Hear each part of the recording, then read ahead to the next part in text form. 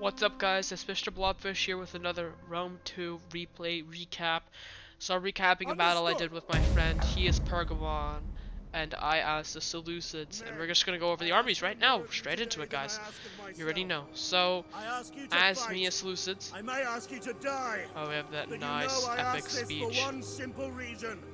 Victory! Nice. Love to see that. So we have some thorough spears in the front, our defensive line that is protecting this swarm of thorax swordsmen.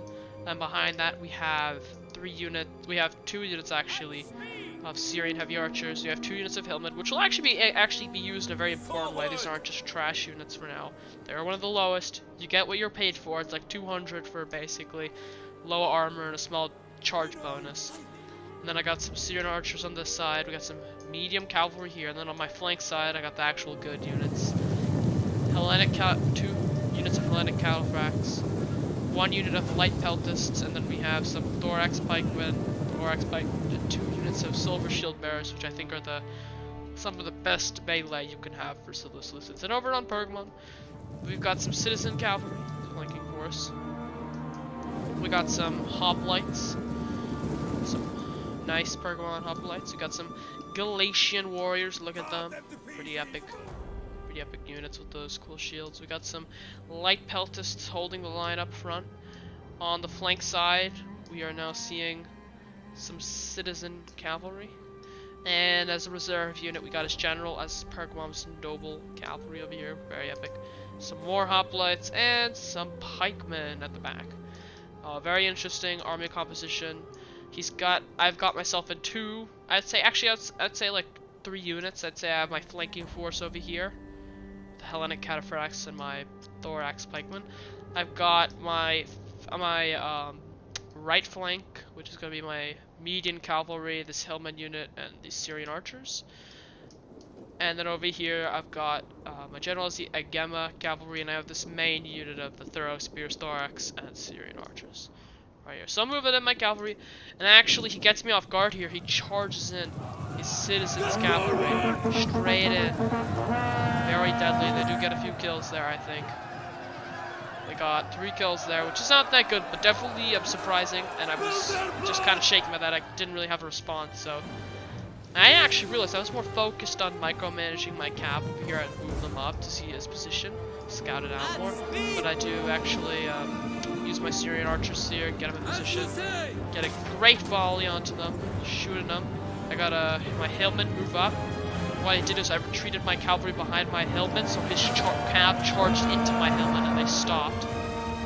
And so basically, my cav went behind my hillmen helped the line while my archers were firing on that, this reserve hillman unit. It was pretty good. I think when he messed up here was charging it into my hillman. I think he should have just retreated at that point, he got a few kills, should have kept it there, but I think charging it to the hillman now is going to help. I actually do flank around my cav to the side, move them around, and get a decent flank, but at that point they're already breaking. And over here, this is just a unit. I'm not gonna, don't need to send my thorax swordsman. There's no point in wasting good units. I'm just gonna wait it out, and we just destroy this cav. 4 units remaining of that cav. They do get a good kills, 42 kills on that cav unit. But my hillmen, they get out victorious. They didn't fully win the battle. I think these have Pila, I don't know, but I'm fairly certain I think they Pila volleyed. That's why they got got so many kills.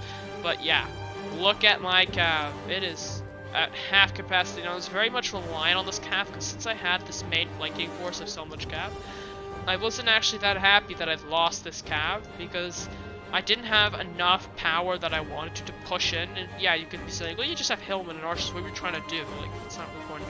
I was actually planning on actually moving this army up onto the hill. Just get that downward charge, and I was planning on using this as a forward unit just to break the lines and just distract them even more. I was trying to mostly get rid of this, and we're actually seeing some more Galatian swords.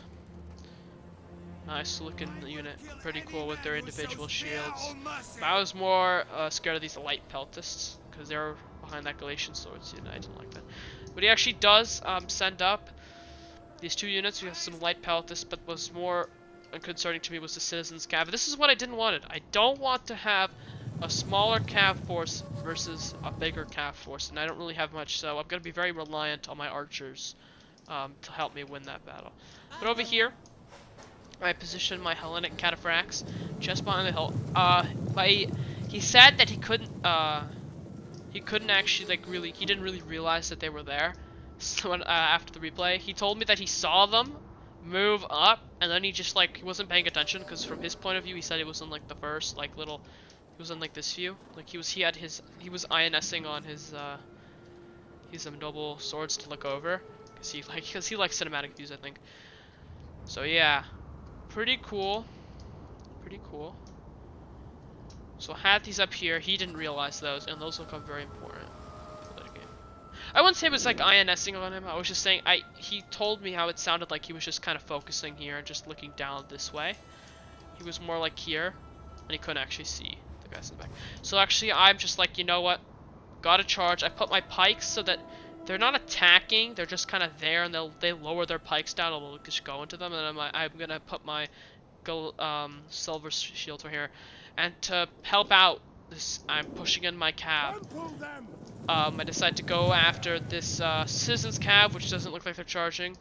I activate the trample ability, which you can see right there. And they actually do charge in, so head on head. Then I'm charging these Hellenic cataphracts over to this hoplite unit, which he is bunched up. Good on him. Good not to keep thin lines. He does get a really good volley with those light pelts, but it's not going to be enough, guys. I'm pushing in this main force of silver shields. He does charge forward his hoplites, but it's not good. My pikes make it, and they're about to lower those pikes very soon. These guys run forward, but if we look here, in 3, 2, 1, yeah, those pikes get lowered, and those are going to be serious problems. And my archers actually was a my light pelt decided to move them up more. They weren't in range, but that doesn't matter right now. Over here, I've placed my archers such. I was just trying to inch forward, inch by inch, get closer. And over here, everyone says, you know, it's risky, dude. It's risky to put your archers up forward.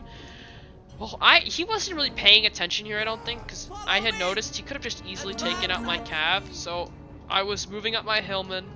I had my hillman placed here. I was planning to countercharge. Now I was just inching closer, and I was gonna just disrupt this line of Galatian warriors. All right. And I was not really thinking about this. I thought that he didn't realize this, and because if he did, he would have put these light peltists up on this bridge. But he does remember. He actually does send up this pike unit, and he does remember his citizens' cav charging in to my archers. Luckily, these archers did put up a little bit of a fight, because as you will see, that charge does not get to half extent, but good on him for that charge. Takes out a few. I think Rome2's being buggy, because it says, yeah, there we go. Takes out a few dudes, but his charge moves in, and my hillmen soon push them up into this cav, and I start to freak out, so I start to move up my archers to take on the cav unit. To take that on, and now let's go to the other big battle. My light peltist in range, firing down. Maybe doing a little bit of friendly fire, but mostly for the part. Taking on these hoplites, which bad on him. Pushing hoplites into a silver shield and pike wall. I don't know if the pikes are doing friendly damage to my silver shields. I don't think so. I think they're in a good position. But yeah, we break that hoplite unit. But over here, good on Pergamon for supporting his cavalry. So his cav, they are a little bit on the number side. He only has some hoplites really defending there, but it's really good because he's taking the time for these Hellenic cataphracts to use the hammer and anvil strategy from purging in and crushing them. And I thought that I'd be able to take it up, but he actually sent some of his reserve hoplites here and pushed them into the battle. So good on him. Anyway, his citizens cav taking a beating. My hillmen pushing up, and I'm just leaving this archer unit. I don't really care about this fight. My archer units are getting their volleys worth onto these guys. He is losing guys quickly. One volley around about like 10, 11 dead, and this volley also doing work. I do not want this pikeman unit anywhere near me. I am raining volleys on them, and he's actually using fire arrows onto my cavalry, which was kind of realized that I was like, holy crap, man. I don't know how much fire arrows actually do in comparison to normal arrows, but they did look kind of scary, so I have to move my cavalry there. And then right here, I'm just keeping all this as reserve. Just, you know, keeping this to actually get this archer unit. They think they come back because they're so close to my general, which is nice. And I'm fairly starting to use the Inspire ability. I'm not sure though. So yeah, I retreat my cataphracts. They lost that battle. I actually do push in my Thorax pikemen, the side that was here. I actually push the Thorax pikemen up and I flank around with these silver shields, doing kind of a hammer and anvil, but not without cav, and I push them up behind, and now I have them here. But yeah, nope, Pergamon doesn't like that. He gets a light peltus volley off for retreating a little bit more. And yeah, we are seeing this cav break here, epic, look at that. My helmet doing their job. They've lost men, obviously, but you know, definitely getting their money's worth. That 200 gold used pretty well. Taking on this cav, getting rid of it, getting it out of the way, and I got a great volley off with my archers there. With my Pila, actually, I think this was Pila. Yeah, Pila. Good Pila volley off. So I was very happy to know that my helmet actually managed to forward that off. Over here, my archers are still lighting up this pikeman unit, and I think the cav unit routed from here. I don't know. I think maybe they're somewhere here. I'm not sure. But yeah, that cav unit got lit up. I don't know where they are right now. We'll figure out that later. But yeah, these light peltas, they retreat up that hill. They actually get back, but I don't think he's gonna remember that in time. And now he uses these pikes offensively. He's starting to push them up further into here, probably to take on these units here. I think that he should have actually charged my archers directly. I think it would be much better, but I think he charged the archers here. So yep, I'm starting to move up my Thorax swords, and I have moved up my Thuros spears here just to hold the line. And he sees that, and well, no, my helmet had charged forward. He countercharged my helmet. Good on him, destroyed all my helmet with those Galatian wars. But him waiting there celebrating his victory wasn't gonna work. My Pila is coming down. All of these Thuros spears, using those Pila volleys, just getting it on them. I think he should have just, now he starts to charge them in great. I think this is where my Thuros spears really shine. I think I use them pretty well here, holding the line so that my main force can mobilize. These Syrian archers took the beating from the cav. They're out of ammo. I just charge them into those Galatian warriors. No, get them out. They can absorb the charge, so my Thuros spears don't have to, except for this unit here. And the battle begins with those Thuros spears. Over here, it's getting messy. What happened is my silver shields charged in this pike unit here. I mean not the pike unit, this peltas. I had my pikes here, which were kind of just in the back. Kind of kept them there. And then these pike units repelled this Pergamon hoplites there. He charged them in head first, not a good idea. And then these cataphracts are just wrecking the inner works. This big little bubble, I call it, right here. He should have filled in the gaps with these pikemen, these units he had, but he didn't. And he just let my units run around, run amok, and just take out numerous numbers that didn't have to predict. Anyway, over here I am losing. Not necessarily. He killed the archers that were here. I was moving them. So he actually broke the archers, and then they came back over here. And over here, those two archer units. I had one archer unit here, one archer unit here. He charged them with the pikemen.